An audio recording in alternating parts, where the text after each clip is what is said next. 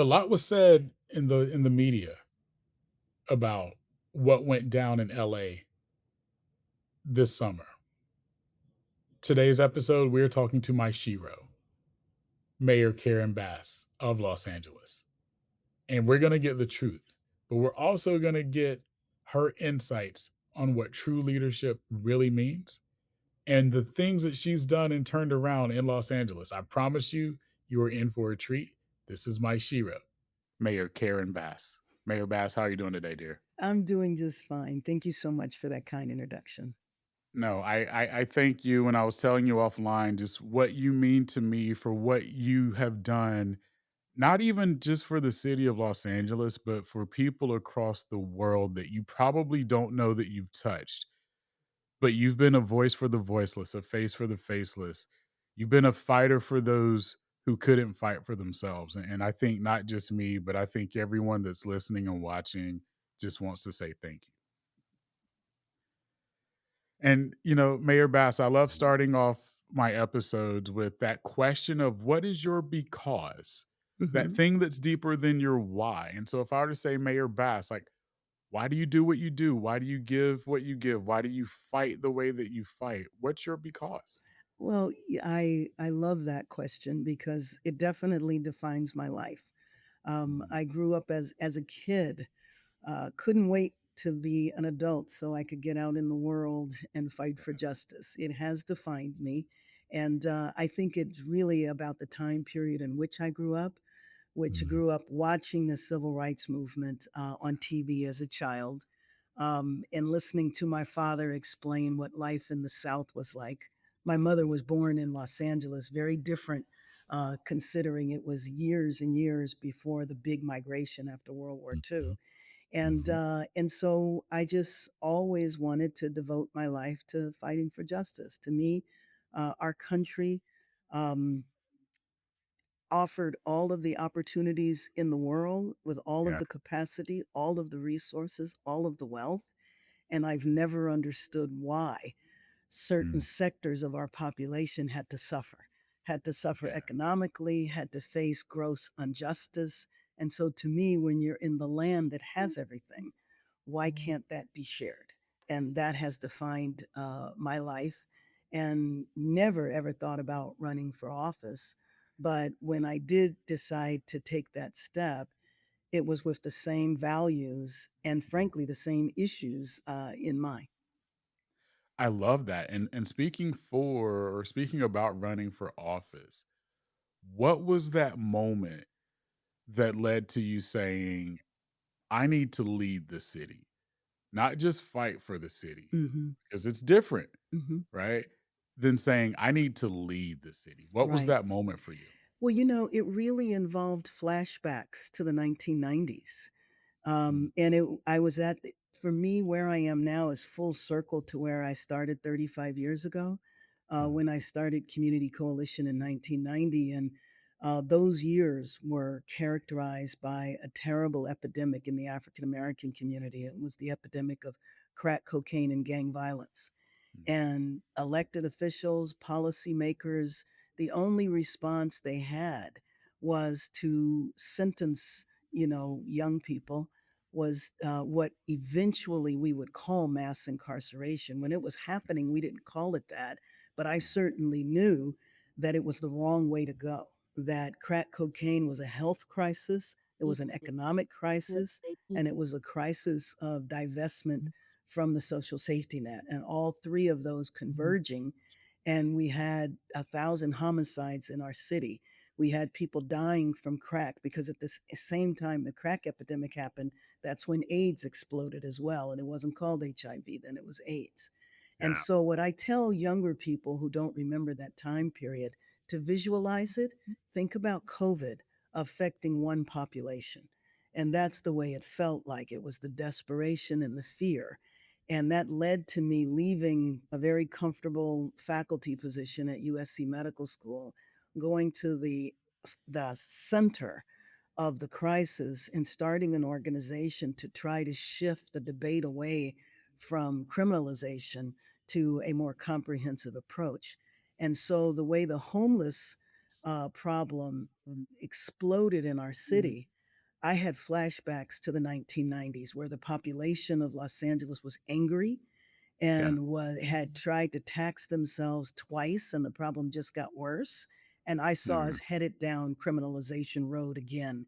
And I felt like I loved being in Congress because it was an opportunity for me to work on domestic as well as international issues, which was always a love of mine, Mhm. but to come home because I couldn't sit in my comfortable position in Congress and watch the city go backwards.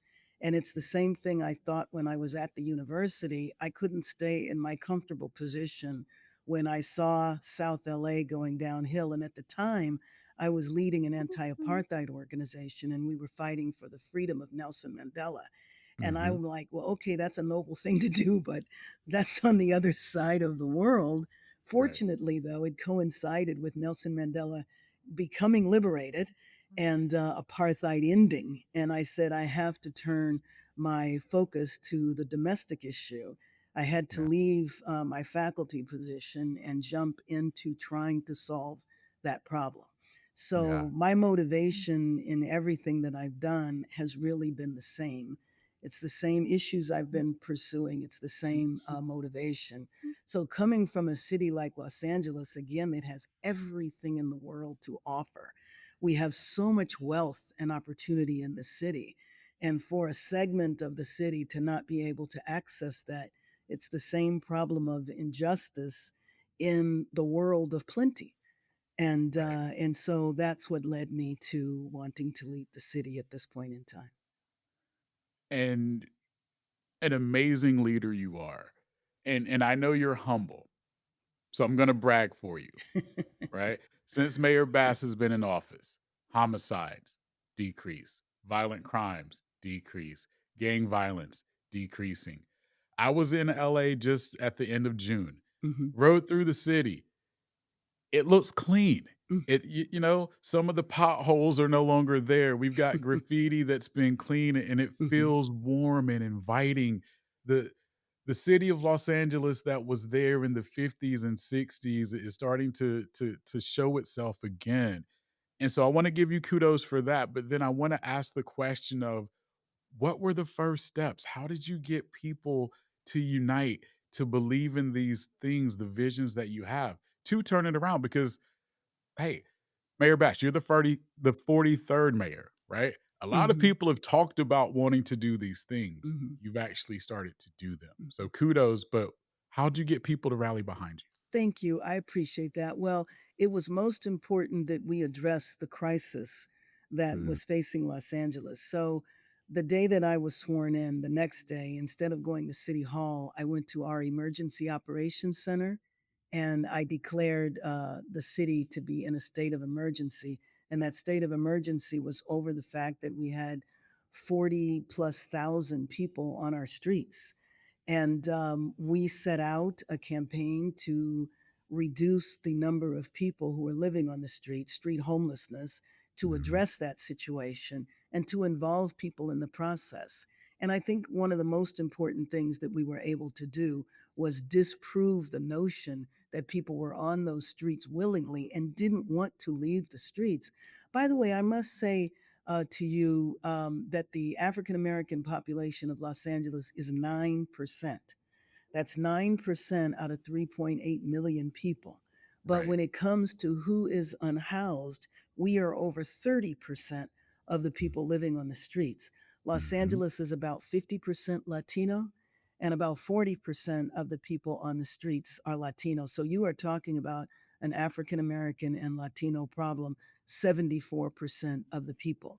And so bringing the communities together to say that we have to solve this problem was critically important. Now, I do believe we have a long way to go. We have reduced homelessness for the first time, second year in a row. And so I think to me, we have a clear pathway out of this. I don't think that that was done before in the sense that, in my opinion, the city nor the county was committed to ending homelessness. They were committed to managing it. And I think somewhere in somebody's mind, they thought it would eventually go away. And of course, what happened was that we were trying to address homelessness in the 90s as well, but nobody really cared about it because it only impacted Skid Row and South Central. The minute it hit citywide and even spilling over into communities that were middle class, upper middle class, and affluent, then it became a real crisis. And so, trying to utilize the fact that the city felt it was a full crisis, but a punitive approach was just not going to win. It was not going to produce the change. We tried that in the 90s. And one thing I think about our American culture is that we tend to be very ahistorical. Even what's happening right now with this administration, we act like it's an anomaly and nothing like this has ever happened before. In fact, it's very important to know history so you can learn from it. And I felt like we had forgotten the history of the 90s. I didn't want to see that repeated.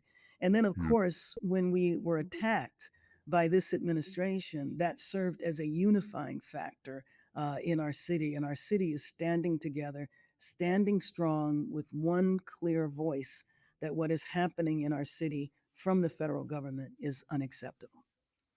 And, I wanna go there because, again, I told you you're my shero, and when we saw what was happening, you boldly, powerfully, and in a very dignified manner stood up for Los Angeles.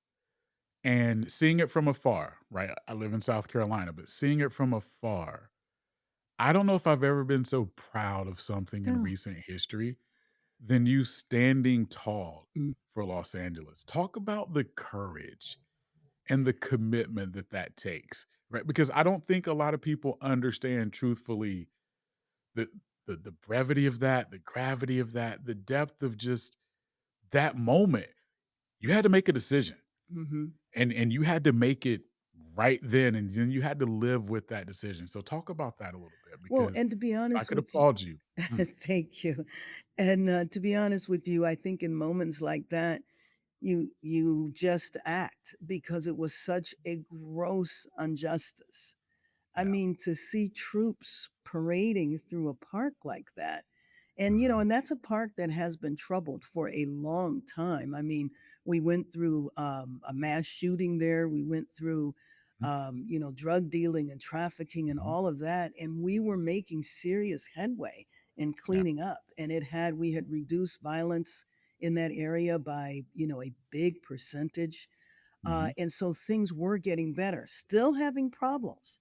One yeah. side of the park, there's a lot of drug use that's Mhm, going on. But when they invaded the park, they invaded it, and it's a huge park. They were all yeah. the way on the other side of the park where there was a children's summer camp.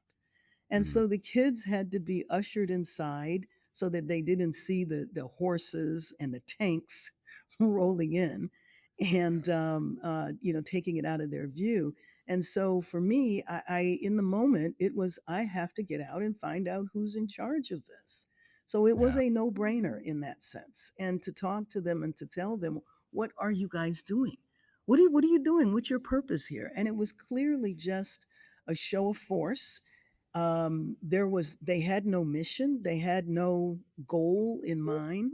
They just came in, marched the horses and the guns through the park, and then left and threaten people. There were community-based organizations there attempting to provide health services, and on the other side of the park, they at gunpoint made them take their tables down and leave.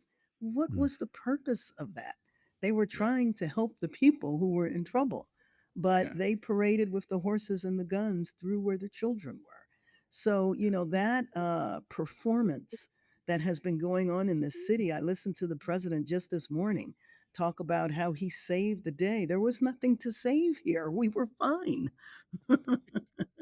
June 5th, the day before the raids happened, there was nothing happening here. The city was calm. Chaos started when they started it. Amen to that. And I told you that I was out there in June, and so the national media, with LA being the market that it is, right? The national media, I would say sometimes, but I would say most of the time, doesn't depict reality, Right. right? Like the stories that show are the stories that sell, Mhm. right? Mhm. And so I'm on a flight headed to Los Angeles, and I land, we're taxiing in, and I have probably 40 messages from family and friends, and they're like, "Hey, be careful, LA might be shutting down. The news is saying that, there's protesting and there's violence and there's chaos and blah blah blah blah blah."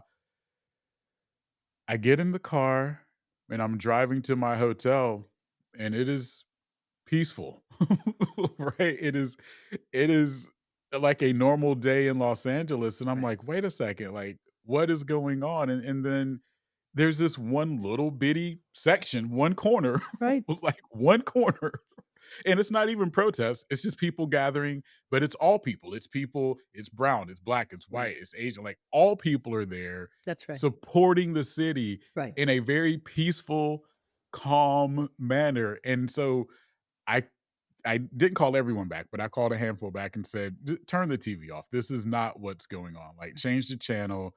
Mayor Bass has this very much under control, like nothing that you see there. But how do you deal with that as the mayor of a city like Los Angeles, top two, three largest cities from a media perspective in the world, not just Right. the United States, but in the world? How do you deal with that? Right. And that is very troubling. It's very important to get out, and I appreciate the opportunity to speak with you today, is to tell the truth about what is happening. And so I did spend a fair amount of time doing press conferences and getting in the media and saying this. Los Angeles is 500 square feet. The protest happened in about 1 square foot, about 4 blocks, and they were relatively peaceful, as Yes. happens often in big mass protests. At Right. the end, you will have some stragglers Yeah. who will vandalize property in the form of graffiti and Hmm. maybe even commit some violent acts like setting Waymos on fire. Yeah. It does not characterize the vast majority of protesters. That No. typically happens at the end, and the Yeah. Los Angeles Police Department, the Sheriff Department, and the other surrounding cities were more than capable of addressing that. I imposed a curfew because the protests went on for a few nights in a row. And since then, there has been no problem at all. Now, what the president did, the protest started on Saturday. What the president did is that he said that he was able to bring calm to the city by bringing the National Guard here on Saturday. The National Guard didn't even arrive until Sunday. Their Right. sole mission was to stand in front of two federal buildings. They were never involved in crowd control. They never played a role in bringing peace to the city. And, we have a situation in our country now where truth and science are basically opinions, have been Right. devolved into opinions. And so I was listening to him this morning talking about how what was happening in the Palisades, no permits were issued, and all of these other things, the water in Central California. I mean, just utter nonsense. Stuff that is not even, it's not an exaggeration or an embellishment. It is 100% fiction. But you can Yeah. do that now, and it can be carried as news. Whereas in Right. the past, it wouldn't even be carried because it was so absurd. So I Yeah. think it's been very important that I constantly am out communicating what is real, and essentially painting the picture of this is Los Angeles, Mhm. 500 square miles, 1 square mile where there's Yeah. protests. And here's what I want the viewers and listeners to also understand about cities like Los Angeles, New York, San Francisco, Oakland, Chicago. There's protests that happen every day. Exactly. Every day. Exactly. I don't think I've never been to LA and there hasn't been a protest. I haven't Right. been to Oakland and there hasn't been a protest. My That's wife is right. from Oakland. So, like, there's always protests going on, Right. right? But when you blow them out of proportion, Right. when you make something bigger than it is for your personal gain, that's where bad happens. That's E- where stigmatism Exactly. That's happens, right. and those are the things that as society we've got to be able to learn fiction from facts and truths, and really understand. So again, I want to applaud you even more for that, and I want to take a moment because this is something that's dear to me because I'm very much in touch with my hometown where I live in Greenville, South Carolina. I tell business leaders all the time and community leaders, get involved with your local city government. Mhm. Be be a voice, be a face, be someone that your local council can depend on, can be there. Go to meetings and hear the issues because a lot of times, again, with media, and this is before social media was a thing, just from all the time of me growing up, you don't know everything that's happening, but you hear me growing up when the newspaper says something or when the 10 o'clock news says something, right? And it's not the truth, but you can hear what's going on by being involved. Mm. Why and how important is it for business leaders, entrepreneurs to be involved with the city government, to attend some of these meetings so they can hear the actual issues versus perceived issues? Right, absolutely. But, that's a two-way street. And so it's my responsibility also to reach Yes. out and to be inclusive and to not develop policies without bringing the people who are most impacted by those policies to the Right. table and to develop the policies in collaboration with each other. And I think that goes, across the board, the business community, but also a neighborhood association on all levels. When you involve people, when you collaborate, when you build coalitions, that's the way you bring about true and lasting change versus imposing change and forcing change on a population that is not in the same place where you are. And I Yeah. think that that's a critical factor. The challenge of today is one, there's incredible opportunities to communicate, which is why I appreciate this opportunity. But on the other hand, there is so much noise that people can easily be confused by all of the information that is put out there because you don't really have a way, unless you're really attentive, to distinguish fact from fiction. You need to do your homework a little bit to see that Los Angeles is 500 square miles and what took place happened in 1 square mile. You need to do a little bit of work versus just look at the pictures of one area and assume that that spanned and impacted a population of almost 4 million. Absolutely. Mayor Bass, how do you stay grounded as a leader, right? How do you stay connected to your values and who you are on a daily basis? Well, by staying connected to the people. And by Mhm. never isolating myself, in the ivory tower of City Hall. And I believed that when I was in Congress, and I believed that when I was in Sacramento. I have always maintained strong ties within the community so that my purpose is never confused. But, when times are hard, I do look to history. I mean, I'll never forget, by the way, when Trump was first elected and we were all so traumatized. You remember that time. I mean, just in Mhm. disbelief for a while. And I remember going to the African American Museum and spending 3 hours in the basement, Yeah. reading every exhibit, watching every video Mhm. about what happened during the time period of enslavement. And Yeah. you just think about all that the African American population has been through. And it's like, how dare I not fight? Yeah. Yeah. Because I don't care how hard we're having it today, nothing, nothing compares to prior moments in our history, whether you were talking enslavement, Jim Crow, which I also called apartheid, US Mhm. apartheid. Because the South African regime, when they were setting up apartheid in the early part of the last century, they came to the South to study Yeah. what was happening in your state and in Right. other states to set up their system. And Yeah. I think about all of the fights we've had to get where we are today. And Mhm. that to me fills me up with encouragement and inspiration and dedication. I love it. Mayor Bass, one of the other things that I admire probably most about you is as a leader, you face resistance. You face challenges, you face systemic issues, but you always turn obstacles into opportunities. And I would love for you to give the viewers and listeners a little bit of your I don't want to say your system, your process, but how do you continue to overcome as much as you do and how you have? Well, a big believer in keeping my eyes on the prize and never getting confused by that. And so, Mm, if this is why I ran, number one is to address the gross inequity in this city. You know, again, one of the wealthiest cities in the world, but the income inequality is so vast that the most extreme example of that is homelessness. But you yeah, also have, you know, multiple families living in an apartment because they can't afford rent on one income or even on two incomes.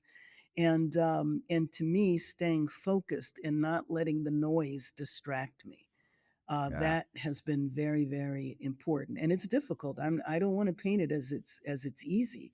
It isn't. You know, when you're under attack from every level, when you hear the president of the United States call your name in the Oval Office and basically wholesale lie about you, and know that that's going to be covered on a network repeatedly, and that the yeah. people that watch that network will not have any other information.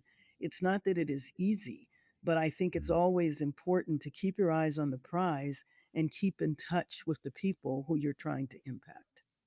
Amen to that. Amen to that.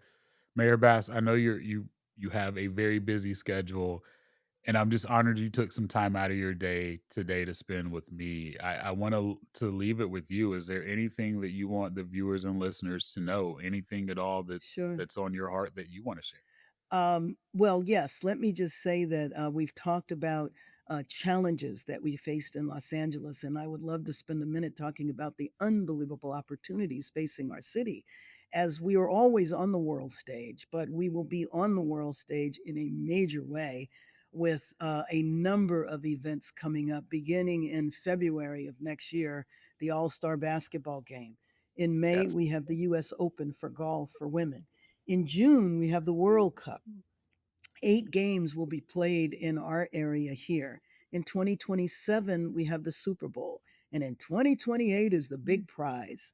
We have the Olympics and the Paralympics. It'll be the first time Los Angeles hosts the Paralympics, and it'll be the third time we host the Olympics, 1932, 1984, and 2028. We will be one of 3 cities in the world who have hosted the Olympic Games for the third time. So we have so much opportunity, so much to be excited and thankful for. And Los Angeles will be ready to take advantage of those opportunities. But here's where my values and the through line of justice goes all the way up until 2028, in the sense that we want to make sure that each and every one of these incredible events that are going to come our way benefit all of our city. We want the world to know that Los Angeles is more than the beach, Beverly Hills, and Hollywood, but Los Angeles is East LA and South LA and the San Fernando Valley. Everyone in the world lives here. We are one of the most diverse cities on the planet. Mhm. And we want, when the world comes to visit, that they know that in just about every country that will arrive here, their diaspora lives here as well. The other thing is that I am so encouraged by, in the face of tremendous attacks from the federal government, that our city is unified, has stood strong, is of one mind, and nothing that has happened on the federal level has divided our city. So I'm proud of that. I look forward to the future.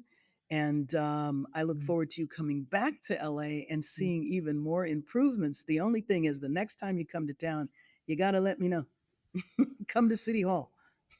I will totally let you know. I Good, will be there sooner than you think, good, um, for various reasons. But I'm trying to make LA my second city. good. Again, I We would live in the welcome that. South. Hey, I will be there, and I mean this. I'm not even gonna say this offline. I'm gonna say it directly and keep it in the recording. If there's anything I can do for you, if there's anything I can do for the city of Los Angeles, do not ask me. You just tell me and consider it done or me there. And that's my promise to you, and that's my promise to the city of Los Angeles. Well, thank you so much for that. And thank you for the opportunity to speak with your audience today. I really appreciate it. It's all about communication. Absolutely, absolutely. Thank you, Mayor Bass. And for the viewers and listeners, remember your because is your superpower. Go unleash it.